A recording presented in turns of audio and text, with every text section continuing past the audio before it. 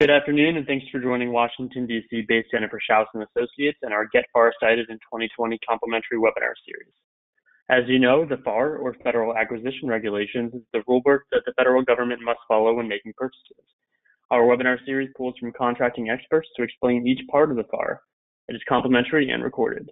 We will post all of the recordings on our website and YouTube channel, where we have over 300 government contracting webinars available for download. A special thanks to our webinar partner in this series, the National Veteran Small Business Coalition Education Foundation. Please visit their website to learn more about the organization.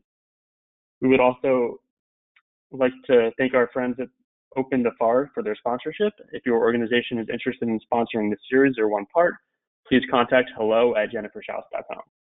And now a little bit about us. We work with primarily large businesses to help them navigate the federal marketplace.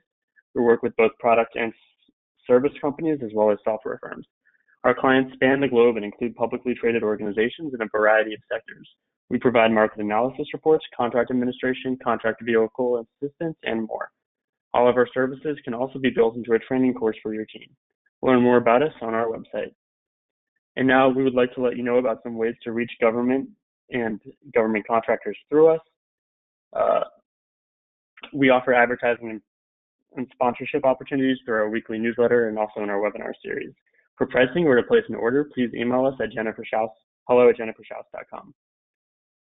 Now let's move on to learn about today's speaker, Ed Delisle. You can find his contact information here. And today we are covering FAR Part 36 with Ed. Thank you so much for joining us today. We are thankful for your participation in the series, and the floor is now yours. All right, thank you very much. Welcome, everyone. And this is my second section of the FAR that I'm covering for Jennifer this year. I covered FAR Part 9 earlier this year. Today we will be covering FAR Part 36, Construction and Architect Engineering Contracts. All right, if we can advance the slide. Okay, so I love history, and in particular, I love Lincoln, and he's been quoted many times about many things, and this is actually one of my favorite quotes from Lincoln. Give me 6 hours to chop down a tree, and I will spend the first 4 sharpening the axe. Look, the key to anything is being prepared, and the hope is that by spending some time here on FAR Part 36, that you'll learn a little bit about how the federal government procures construction services as well as architectural and engineering services, and the hope is that you'll better understand the processes by which the government selects companies, firms to perform that work. The hope also is to avoid the needless and endless whacking away at the tree that Lincoln is referring to. Once you decide to enter into the federal marketplace, if you are an engineer or an architect or a construction contractor, or if you're already in the market, the hope is that we can somehow limit the need to aimlessly hack away at that tree by going through FAR Part 36 today and helping you understand how the government goes about its business in terms of procuring services in construction, architecture, and engineering. Okay, if we can advance the slide. All right, so let's start with construction. Under FAR Part 36, the FAR, of course, being the FAR, starts by discussing in Part 36 other parts of the FAR that are important in terms of how it is going to go about procuring construction services. And in FAR Part 36, there's a specific reference to FAR Part 6, specifically FAR Subpart 6.401A, which when you go to 6.401A, it refers to yet another section of the FAR, in fact, 2 sections of the FAR, FAR Parts 14 and 15. FAR Part 6 is the section of the FAR that pertains to competition. Generally speaking, competition is something that the FAR requires, not in every instance, of course, but generally speaking, it's required. And under FAR Parts 14 and 15, 14 being sealed bidding and 15 being contracting by negotiation, FAR Part 6 identifies those particular parts of FAR in terms of the type of competition that one would expect as part of any procurement. And in this particular case, the reference in FAR Part 36 to FAR Part 6 and then FAR Parts 14 and 15 is designed to tell you that these are the types of competitions that you should expect as part of the government's decision to buy construction services. And that's what typically will happen. So not unlike other services, the government will most often purchase construction services through FAR Part 14 and FAR Part 15. For larger procurements, you will tend to find FAR Part 15 being used. The process that the government goes through to purchase construction services is very different, as we'll see, than how it purchases architectural and engineering services. Architectural and engineering services are purchased through an RFQ, a request for qualifications process, which is very different. We'll get to that shortly. FAR Part 36, as it relates to construction, specifically identifies a policy, which you see here, where agencies shall use a two-phase selection process unless circumstances dictate otherwise. And that's identified specifically in FAR Subpart 36.3. And this two-phase selection process is used all the time. So if you are a company that is interested in performing anything major in terms of construction for the federal government, you should be accustomed to seeing this two-phase selection process. Okay, if we can advance the slide.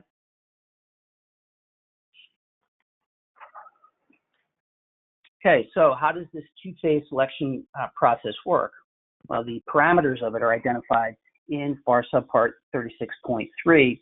And the way it generally works is the government will identify a scope of work and tell prospective contractors exactly what it wants, and it will ask the contractor how the contractor will go about accomplishing what the government wants. I'll give you an example. So Arlington National Cemetery has been going through an expansion over the last number of years, and there's actually a new expansion project in the works, which, if it's not already out, it will be coming out very soon. And they've been expanding by tens of thousands of acres the areas that will be able to accommodate soldiers who have fallen in the line of duty and or otherwise were service members and have passed. So as part of the process of procuring that work, what has Arlington National Cemetery done in the most recent past, and what are we expecting to do moving forward? Well, as I said, they want to expand the areas within the cemetery facility itself by tens of thousands of acres. They have constructed and will construct new buildings as part of that process, new access roads in and through the cemetery complex. They will provide information as part of that process, which they have done and will continue to do, to provide parameters within which they expect the contractors that will eventually get the work to operate. So, for example, they have provided in the past the number of plots, crypts, vaults, and columbarium that they expect as part of a final product. They have provided numbers of buildings, dimensions of areas, dimensions, general dimensions of buildings. And they have then said to contractors, okay, well, as part of phase one, you prospective contractor, tell me how you'll go about addressing all of these things that we've done in terms of approach and analysis. What would you do first? For example, maybe what you'd say is, okay, well, we have to understand if the soil conditions would allow for construction consistent with what you're asking for. So we'll perform some sort of geotechnical analysis of some type. So what the government is looking for is an approach, a technical analysis as part of a phase one. And we're talking about this, of course, two-phase selection process. So as part of phase one, they want to know what's your technical approach going to be based upon the general parameters that the government has identified in its scope of work. Technical approach and qualifications. Have you done it before? Have you done anything like it before, of similar size, of similar magnitude? Have you ever performed this particular type of work with other members of the team that you're bringing to the table? Typically, in a process like this, you're going to be doing it as part of a team because you're probably going to be involved in what we call a design build project, right? So you'll have a construction contractor that's a part of the team. You'll have a design professional or professionals that are a part of the team. And as part of this phase one analysis, the government will want to know, have the parties worked together successfully in the past? And they're going to want to understand those relationships based upon risk factors in terms of moving forward from phase one to phase two. And of course, as you go from phase one to phase two, the government is looking to weed out contractors that don't satisfy, in the government's opinion, the technical approach, analysis, et cetera, that from the government's perspective will lead to a successful conclusion to the project. And those companies then that are successfully evaluated as part of phase one and make it to phase two are then evaluated typically based upon the FAR Part 15 evaluation factors of experience, have you done it before, some of which you see as part of phase one, but you get into a bit more detail typically as part of phase two, past performance, how well have you done it before, personnel, who from the organizations will be performing in connection with the project, schedule, how are you going to approach the work, and in what order, in what sequence, during what general time parameters will all of these activities take place, design concept as you see here, because again, typically you're talking about a design build project where the contractor is bringing both to the table, both the design and the actual construction itself. Management approach, key personnel, all of these things become important as part of a phase two analysis. And this is what you typically see. So I have a client that's in the process right now of responding to 3 different bidding or proposal opportunities. They're all major projects between $20 and $30 million a piece. And we'll get into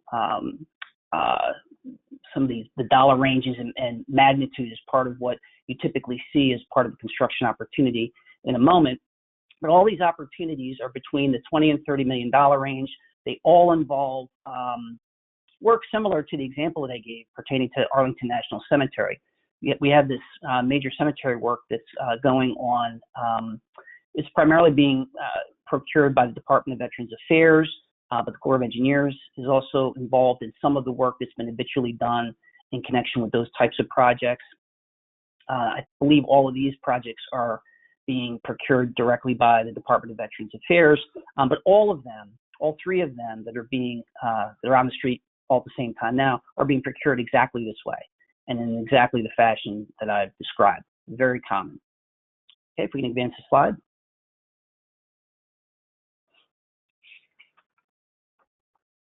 Okay, so as we continue to discuss how the government procures construction services, one thing that makes the purchase of construction services very different than perhaps the purchase of other services is the requirement that the government generate what's called an IGE, an independent government estimate. And the government performs this estimate, its own detailed estimate, to determine exactly what the project costs should be. So it has some expectation as to cost before it receives cost information from prospective contractors.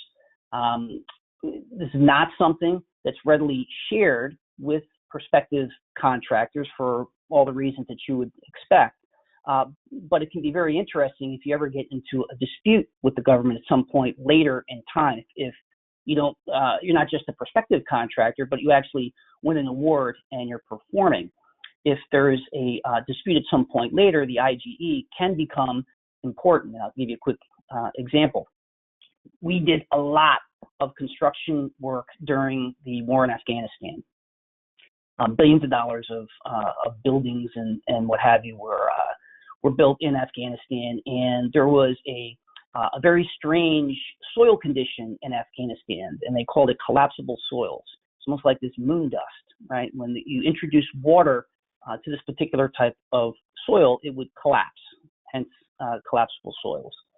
And when toward the beginning of the war, when we started building over there, we weren't all that aware of this condition. As we were becoming aware, we weren't quite sure how to deal with it in the best way possible. So the government knew, the Corps of Engineers knew, the Army knew that this condition could exist, but they weren't exactly sure where it was. So what happened? At least at the beginning of the construction process over there, this is how the solicitations were being issued. Okay, so hey, prospective contractors, this collapsible soils condition may exist, and if it exists, you have to remove it and replace it before actual physical construction begins of whatever type of building was being required as part of that opportunity. There was no soil information provided as part of the solicitation. So, okay, that's a little difficult from the contractor's perspective, because how do you price it? There was no pre-award investigation allowed by the contractor, okay? That made it even more difficult. The assumption was there isn't anything there, okay? And in particular areas of the country, they sort of knew, well, it's probably not going to be there, but it may be here. But on this one matter where I was involved, the assumption was it wasn't there. That's what the assumption that the client made based on the area of the country that this project was taking place in. Ultimately, once we mobilized, we found out, you know what, it is here. And what ended up happening was the client ended up being delayed somewhere between 100 and 200 days. And of course, there was a cost consequence associated with that too, a big one. What the government initially stated was, well, you know, you're not entitled to additional time and money because we sort of told you as part of the bidding process that it could be out there. So we get into this fight with the government, and ultimately during discovery, I asked for the IGE. I wanted to see what the government expected when it did its own independent government estimate. Lo and behold, there wasn't anything in there that could have been related to the removal of collapsible soils and the trucking in of new soil, because it clearly would have been something that you would have seen as part of the IGE. Ultimately, the matter settled. Now, there's of course some wrinkles and complexities to that, which I'll mention in a little bit, but that's just sort of one example of how the IGE can become important above and beyond as a tool for the government to understand what it's seeing when cost information comes in from a prospective contractor. Disclosure magnitude. Okay, so this is a little bit different when it comes to construction contracts too, relative to other services that the government purchases. You will see, as part of an opportunity, estimated price ranges, and the ranges are fairly consistent with what you see here: 250,000 to $500,000, 5 million to 10 million, 10 million, more than 10 million. Sometimes they are the ranges are higher than that. But this is what you will typically see, so that when the prospective contractors look at that opportunity, they'll have an understanding as to whether or not it's something that's in their wheelhouse or not, or they may look at it and say, well, whoa, wait a minute, something is way off. Something's not quite right. And then through an RFI process, of course, you can dig down and inquire a little bit further in terms of what the government has in mind in terms of that opportunity, and find out whether or not something is amiss. Statutory cost limitations are sometimes things that that agencies and contractors, more so agencies, need to deal with in connection with an opportunity. There might be a specific allocation for a project or a program with, of course, limitations in terms of dollars, and the agency is going to have to be assured that it has sufficient dollars available for purposes of proceeding with a given opportunity. Liquidated damages is something different than you might see certainly in other service-related procurements that the government engages in. Liquidated damages, of course, is not something that you're going to see on a regular basis. You see it all the time on construction-related opportunities. And of course, it's a way for the government to account for damage to it that might not otherwise easily be determined or determinable based upon delays and other impacts to performance. So that's something that you're going to see in construction that you're not going to see elsewhere. Okay, if we can advance the slide.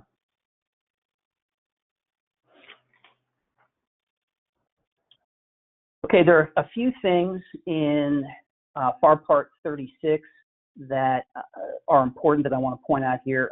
Site inspections. Site inspections are very common in connection with the procurement of construction-related services. It's interesting that FAR Part 36 only indicates that site inspections should be permitted. Just as it says access to key information such as as-built information or boring logs and that type of information should be provided.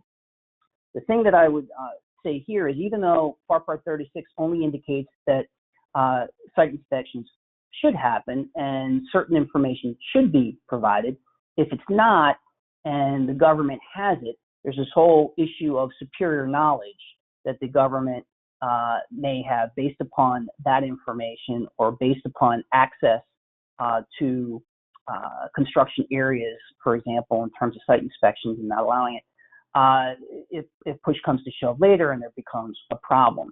So for the most part, information like this, even though it only should be made available, but not shall, it most of the time is permitted by the agency as part of the purchase of construction services, which makes sense. You want to make sure, if you're the government, that the contractors who are working for you completely understand what the impacts to performance might be and how the construction services themselves might be impacted based upon whatever the conditions are in the field. I made reference to this or alluded to it a little while ago. Are you sure? Okay, if the numbers that come in are all out of whack, all right, then the procuring agency shall make sure that the offeror, the prospective contractor, and itself fully understands sort of what's going on. All right, so that's not a should, that's a shall. All right, if the numbers don't seem right based upon a comparison, you know, what you're getting versus what the IGE says, okay, if you're the government, then you have an obligation to inquire. All right, so that's something that might be a little bit different, perhaps, than the purchase of other services by the government. Okay, if you advance the slide. Okay, so in terms of contract clauses, you're going to find some contract clauses that are a little bit different, perhaps, than you might find in other contracts for other types of services. Differing site conditions is certainly one of those. And you have different types of potential differing site conditions. Do the conditions in the field differ materially from what's indicated in the contract? And that's one type of potential issue you could run into. So if, for example, there are boring logs that are contained in the contract or as part of the solicitation, and your price is based upon what you reasonably assumed based upon the boring log information, and you have something different, all right, so you might have a different site conditions claim that you might be able to make at some point later on down the road. Is there an unusual or an unknown physical condition at the site of an unusual that's unusual, such which differs materially from those ordinarily encountered. Okay, so an unknown physical condition at the site is a little bit different. So it's not something that's in the contract that's different. It's something that you run into at the project site that's a little bit different. The example that I provided earlier of collapsible soils that were the contractors were encountering in Afghanistan, that was something that we argued was an unknown physical condition. Of course, there was that's where some of the wrinkles came in, like, well, you know, we told you that it could be there. Well, it's sort of different than us having access, for example, to be able to determine it on our own, which was not provided. And because it was unknown, actually, we argue, well, it's different. And oh, by the way, your IGE, you didn't account for it either. So that was where, you know, some of the wrinkles occurred. Now the case eventually settled, but you do run into differing site condition issues quite a bit when you're dealing with construction related services. Another one, this one you would think would be not controversial at all. There's a requirement that superintendents occur as part of any construction-related service that's provided to the government. Well, that seems pretty straightforward, doesn't it? Contractors shall directly superintend the work or assign and have on-site a competent superintendent. Doesn't get any more straightforward than that. And that contract clause will be something that a construction contractor will find in its contract with the government. Interesting, I'm dealing with a situation right now where you have multiple construction projects happening at the same facility, and they're all at different stages, and a client of mine is working in a number of different buildings, all in very close proximity to one another. So, for example, Project A is just starting, but it's only in the design phase, okay? So there's no physical construction happening. It's a design build, and we're working with our architect to complete the design. Project B, we're right in the middle of construction. We're about 50% done. Contract C, we're done, other than waiting on the government to decide whether or not it wants certain change order work done. So there's nothing actually happening on the project. So you have these three projects all happening simultaneously, and the client has one superintendent dealing with all three. Now, what the government has done is it's interpreted this contract clause, which is in each one of the contracts that we have for each one of these buildings, again, all in the same facility, all right next to one another. They've decided that no. What this means is you have to have a unique superintendent for each one, even though it doesn't really make a whole heck of a lot of sense, because on 2 out of the 3, there really isn't anything going on from a physical construction perspective.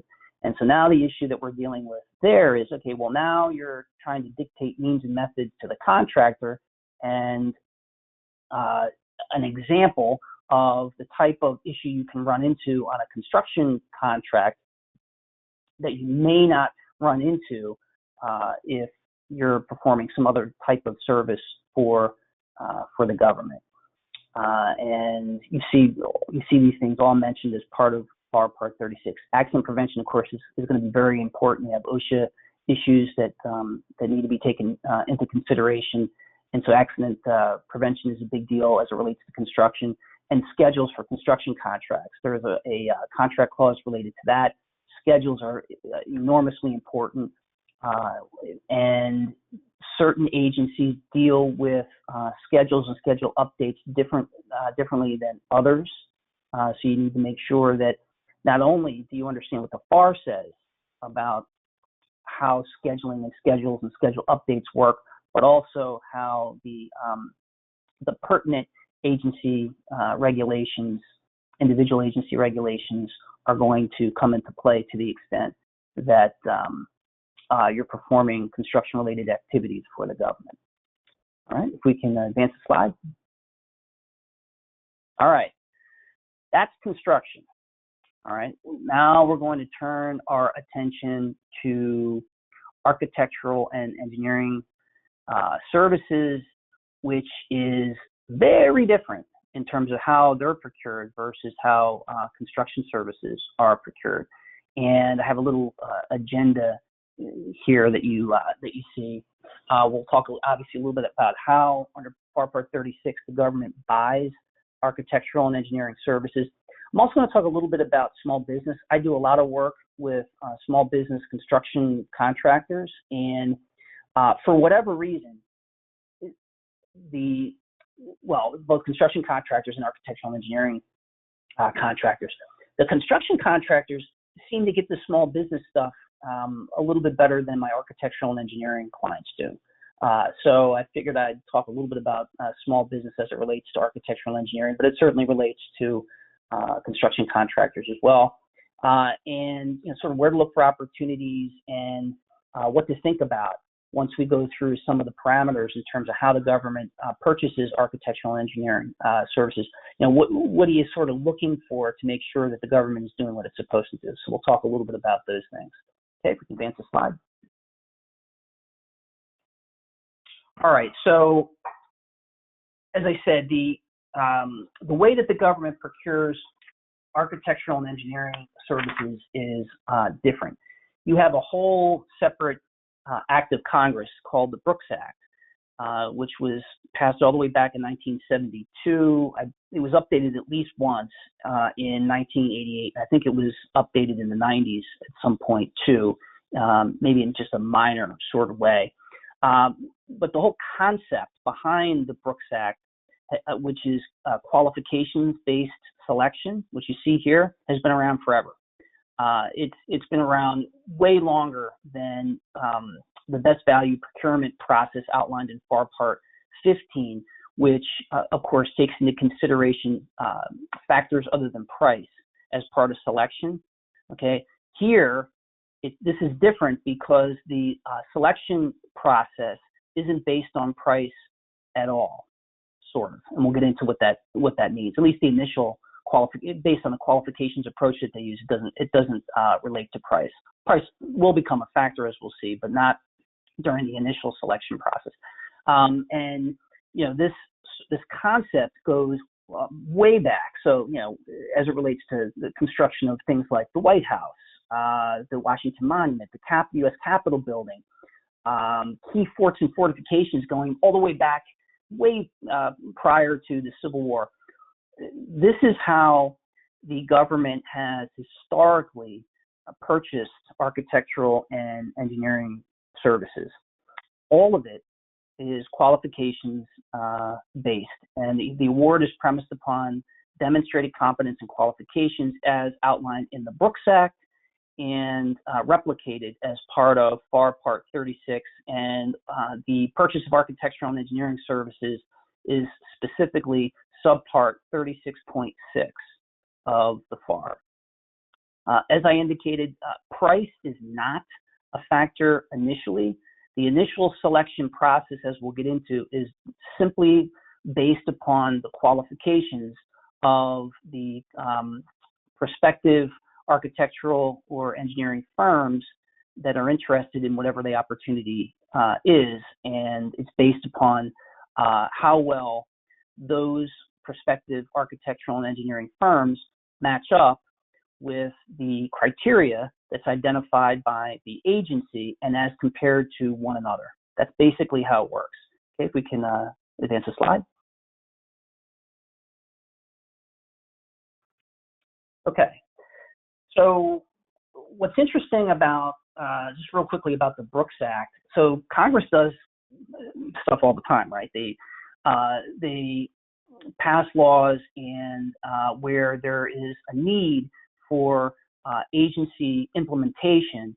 Typically what happens is Congress is very vague in terms of what it tells the agency to do. The agency has to go through a rulemaking process, and it spits out proposed regulations as part of the Federal Register. There's a comment period, and eventually you end up with a regulation that's designed to implement whatever Congress said. What's interesting about the Brooks Act is Congress was very specific about what it wanted, and basically what you'll see is word for word in the FAR what is identified in the Brooks Act. That does happen sometimes. This didn't happen a lot. It certainly happened here. So how does it sort of work? Okay, so as part of the process of purchasing architectural and engineering services, there's got to be a public announcement. Okay, that's first and foremost. And it used to be that public announcement would be posted in FedBizOps. Now, of course, we have SAM, and so you're going to find your public announcement there. There is a requirement that there be a competition most of the time. Just like everything else, there's an exception. There are always exceptions, but for the most part, the public announcement is going to anticipate a competition, and the procedures that are to be used are unique to the selection of architects and engineers. The FAR Part 36 specifically says that the source selection authority through its board, okay, and we'll talk about how boards work as part of this process. The source selection authority is not to use the selection processes identified in FAR Part 13, which is simplified acquisitions, 14, sealed bidding, or 15, contracting by negotiation.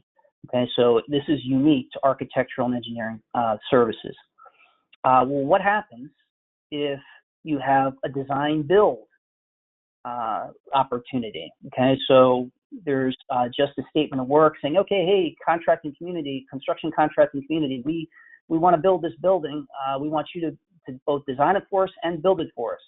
Is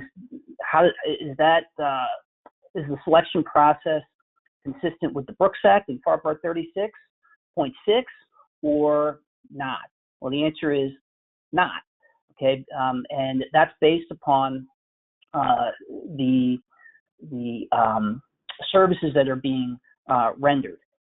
Almost 100% of the time, the cost associated, the effort associated with the design portion of any project is going to pale in comparison to the construction magnitude, the actual physical construction cost for purposes of completing whatever it is the government is asking for. Okay, so in a situation like that, if the majority of the services are being rendered for something other than architectural and engineering, then it will not be considered an architectural and engineering opportunity under FAR 36.6, and the services will be purchased consistent with the construction procedures that we went through a few moments ago. All right, if we can advance the slide. All right, so what are architectural and engineering services? Well, it's the definition of it. It's in the Brooks Act. Don't go looking for the Brooks Act. Go find what you need in the FAR, and you'll actually find the definition of architectural and engineering services in the definition section of the FAR, which is not FAR Part 36. It's FAR Part 2, and specifically subpart 2.101. That's the definition section. You'll see architectural and engineering services defined there.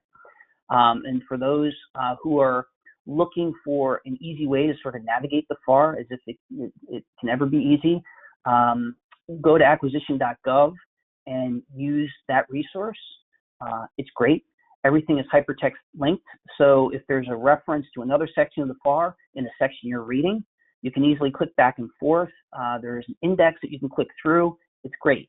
You're also going to find notifications there that you might be interested in, like, for example, with all the COVID-19 situations that we've been dealing with. A lot of the public notices that the government has issued relative to COVID-19 can be found. There's on acquisition.gov, there's a banner at the top. I'm pretty sure the banner is still prominently displayed there. You can just click on the banner and you can find out what O&B has issued relative to COVID-19 and whatnot. But the FAR is easy to navigate through acquisition.gov, and I recommend that folks go there to find what we're talking about here and what all the other speakers have been talking about relative to the FAR this year. So if you go to 2.101, you'll see a definition of architectural and engineering services, and not surprisingly, you will see references to the design and construction of real property. So you're talking about architectural and engineering work relative to buildings, right? Physical structures. There's also, it's a section C within the definition. It talks about other services incidental to architectural and engineering for structures. And those incidental activities include surveying, program management, conceptual design, soil engineering, value engineering. Value engineering is a big one, where the government will sometimes, if they run into a problem on a project, they will separately procure architectural or engineering services to assist in coming up with a workaround if a problem arises during the middle of a project, for example. Okay, so those are also included in the definition of architectural and engineering services. Now, historically, the understanding has always been that architectural and engineering services is, for all intents and purposes, limited to construction of buildings, for example, real physical construction. Now, I will say that there was a case in 2016, and before I even get into that, let me preface my remarks by saying that you're not going to find a lot of cases out there that pertain specifically to architectural and engineering, either selection or issues surrounding the selection process, or how the agencies procure architectural and engineering services. There aren't that many out there, but there was one in 2016 that related to the procurement of marine engineering services by the Navy. Okay, so we're talking about services relating to docking areas for ships and boats, and there was also some naval construction that was, or engineering, I should say, that was being procured as part of that process. So very different than what you typically think about when you think about architectural and engineering services. And there was a contractor, a prospective contractor, who challenged the ability of the agency. It might have been, I'm pretty sure it was NAVFAC, that challenged NAVFAC's ability to procure services using the Brooks Act through FAR Part 36.6 to obtain services such as that. And ultimately, the GAO determined that no, there's nothing that says that the definition is limited to just buildings.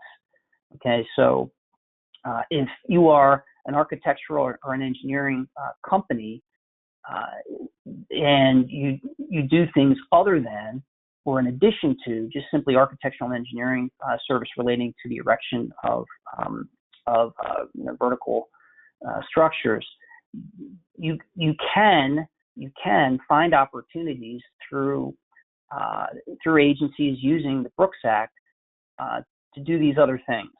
You don't see it a lot.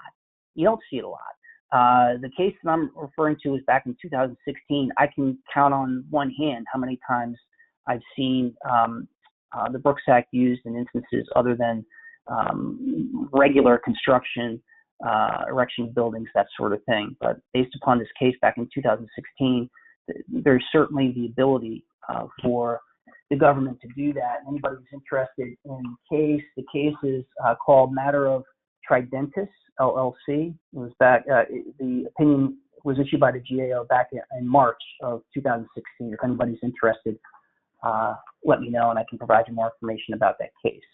All right, if we can advance the slide, please. Okay, so let's talk a little bit about how the selection process for architectural and engineering services takes place under FAR Part 36 and the Brooks Act.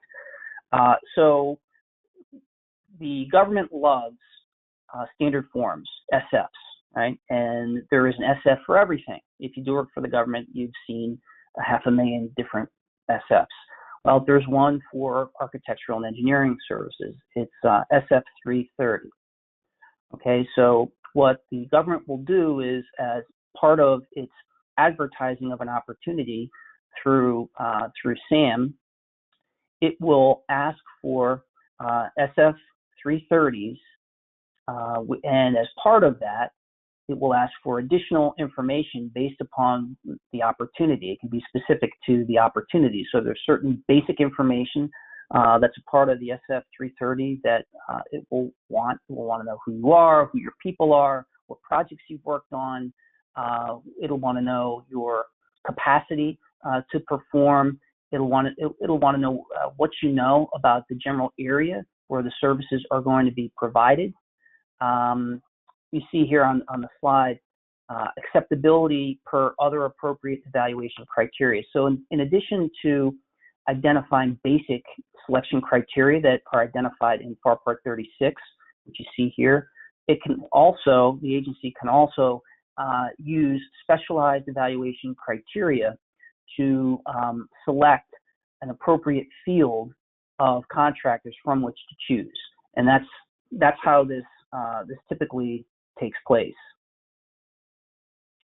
Okay, if we can advance the slide. All right, so this is an important factor in the evaluation process. So under FAR Part 36, there is a requirement that the agency establish an evaluation board to assess the viability of potential candidates, architectural engineering candidates, for an opportunity or opportunities that it may have. And the FAR is very specific that the agency shall make use of these boards for purposes of identifying appropriate architectural and engineering companies. And as part of the establishment of those boards, the agency is required to assure that the members of those boards are such that they have the ability, the experience, background to be able to properly assess the capabilities of the architectural and engineering firms that could potentially be performing for the agency on any given opportunity.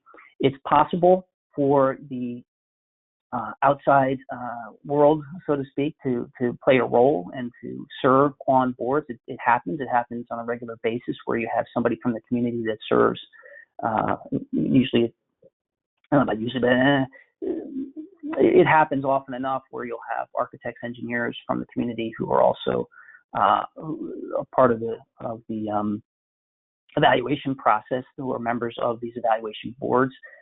Some of these boards are more permanent in nature. Some of them are ad hoc in nature. Ad hoc meaning that they're formed for purposes of a particular opportunity, a specific opportunity. The permanent boards you're going to see more often in connection with agencies that do a lot of construction, particular districts within the Corps of Engineers, for example. An important thing to note, private practitioners that are a part of these evaluation boards are not eligible for contracts that are evaluated by boards, and of course, not surprisingly, that would be indicative of a conflict of interest, and that's exactly how something like that is viewed. So important to understand that as part of the process. But the boards are established for the purposes of doing a number of things, and we're going to get into those shortly. But they are the vetting body for purposes of selecting architectural and engineering companies. So it's important for everyone to understand that you do have independent bodies with experience in this sort of thing, performing at least the initial evaluation. All right, if we can advance the slide, please. Here you go, and here's what the board actually does. They review current data files on eligible firms. That's the first thing that they do. So what does that mean? What that means is that they are looking in their files for SF 330s that they have. So that's one thing. If you are an architect or an engineer and you're interested in performing for a particular agency or a particular district within an agency, make sure you have an SF-330 on file with that particular district or that particular agency, so they know who you are. So when they're performing their perhaps an initial market study or evaluation of who might be out there, you're there, and they know that you're there. So that's what they'll do first. Who's available? Who might be a good candidate for purposes of the opportunity that we have in mind. Then, of course, they evaluate the credentials for the particular opportunities. Okay, so what should the statement or the statement of work be, and how should we evaluate? How should we evaluate firms once they have identified themselves, provided their SF-330s for the particular opportunity, along with whatever other information the agency has asked for purposes of evaluating them. Once that's all done for a given opportunity, another thing that the evaluation board will do is they'll hold discussions with at least three of the most highly qualified firms, and the FAR is very specific as it relates to that. The discussions have to be per the FAR with at least the three most highly qualified firms. The discussions are not discussions that one would necessarily relate to FAR Part 15. Okay, so as part of contracting by negotiation, there are discussions which can take place with offerors. These discussions are a little bit different. The discussions that we're talking about here are the parameters are much more wide open. Okay, the only thing that is required as part of a process, a discussion process here, is that the discussions be fair. Okay, there are criteria that are different as part of FAR Part 15 that do not come into play as part of the discussion process here. Most of the time, these discussions are like interviews. Okay, I don't know if, to the extent that anyone has been through these themselves, but there can be oral presentations. There's Q&A. There are questions about capabilities, and as long as the process itself is fair for all of those involved that have been selected as the most highly qualified, then which is part of the vetting process, then that's going to be deemed appropriate. Now, there is an ability to challenge or protest if you don't believe that you've been treated fairly as part of the discussions that have taken place and the rankings of firms which take place thereafter based upon those discussions. And that's what happens. So once discussions have closed, the board will rank. It's required to. It will rank those most highly rated firms, and the source selection authority, which is separate and apart from the board, will then be given a report from the board indicating how it ranked each one of the potential architectural or engineering firms and why it ranked them the way that it did. The source selection authority can either accept it or it can make changes to it based upon additional Q&A that may go back and forth as between the source selection authority and the board members. Typically, what will happen is the source selection authority will accept the ranking and the evaluation pursuant to or that's consistent with the report that was issued by the evaluation board, and the process will move on from there, and we'll talk about that process as we go through. If we can advance a slide, please. All right, I talked about an SF-330 this is what it looks like, just sort of generally for those who haven't seen one before. And there's just sort of basic information that a architectural or engineering firm will be asked to provide as part of this. You can have, as I indicated earlier, something like this on file with an agency or a district within an agency that you're interested in dealing with, or that you do deal with on a normal basis. And per FAR Part 36, what the agency should do is call through and ask for updated information on a yearly basis to make sure that the information that it has on prospective contractors is not stale. All right, so that's just an example of the SF330 there. Please advance the slide. Okay, so this is what I was just alluding to a few moments ago. So after the Source Selection Authority receives the report from the board, it then makes a quote-unquote final selection. So this final selection is comprised of the top-rated firms ranked in order from first through at least the third ranked firm. Sometimes there can be more than that. There simply have to be at least three, and it's that group then in order that the Source Selection Authority will deal with in terms of actual selection moving forward, which we'll now get into. All right, if we can advance the slide. Okay, so negotiations. Okay, so now we're at a point in the process where the Source Selection Authority will discuss price with the architectural or engineering firm. Okay, so, and it's a very strict set of guidelines that the Source Selection Authority must follow as part of that process. So it will start with the firm that's ranked first, and it will directly negotiate price with that firm. Okay, so it's very different than the process that we were talking about earlier as it relates to construction or as it relates to any other service that the government buys. Right, so here you have direct negotiations. You don't have price competition necessarily as we ordinarily understand it. You have direct negotiations with whatever firm is ranked first. And most of the time, what the Source Selection Authority will require is a proposal. Okay, give me a proposal, firm number one, and we will negotiate that proposal.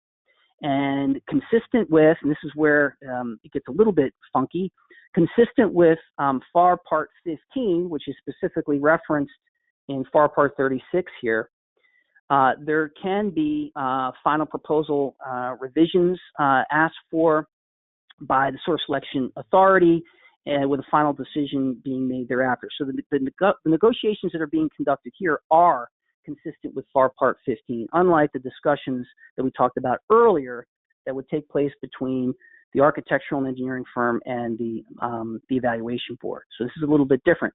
If negotiations ultimately end up breaking down with firm number one, the Source Selection Authority will go to firm number two. If it doesn't work out with firm number two, it will go to firm number three, et cetera. And until there's a point in time when a contract can be consummated between the government and the architectural and engineering firm. Okay, if we can advance the slide.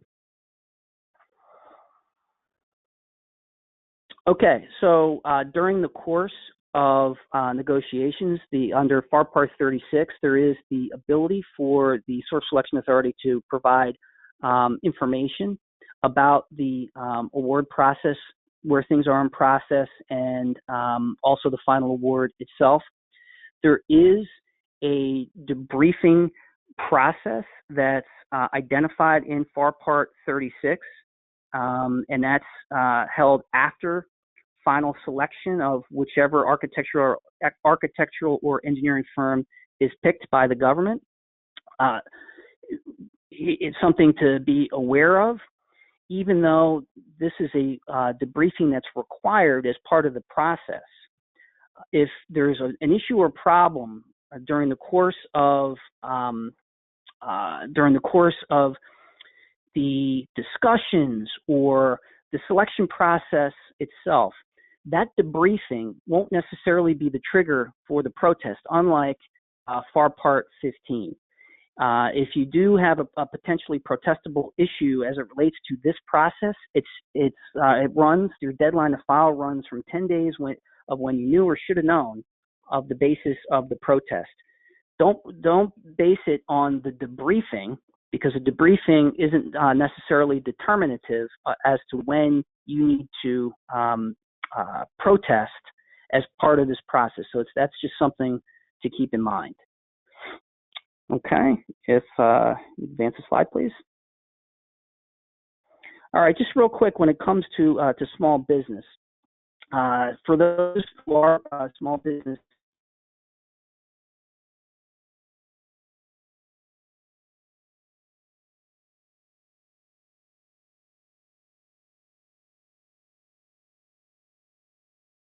for 19 just came out, and the prime contract numbers exceed the 120 billion that you see identified here. And you can argue about what all of that means, because even though the dollars are going up, the overall number of small businesses that are receiving awards are actually going down. And category management, or the consolidation of opportunities, that's effectively what category management means, is at least partially responsible for that. But rest assured, there are opportunities for architectural and engineering companies to obtain set-aside contracts from the government. They're out there. So I just pointed out so that you're aware. If we could advance the slide.